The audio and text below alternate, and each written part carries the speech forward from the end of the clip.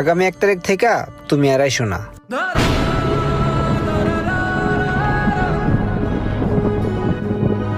কি কোন উস্তাদ, এত বছর ধরে এই দোকানটা করি, আমি যদি যাই এই দোকান চলবো?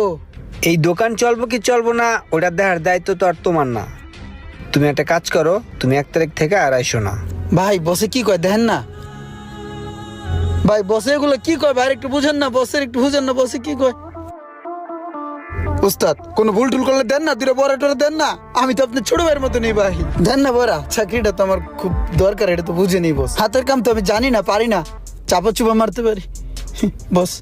তোমার কোনো ভুল নাই, আসলে এই ছোট দোকানে আসলে তোমার রাহা পসিবল না, তুমি তোমার চিন্তা করো।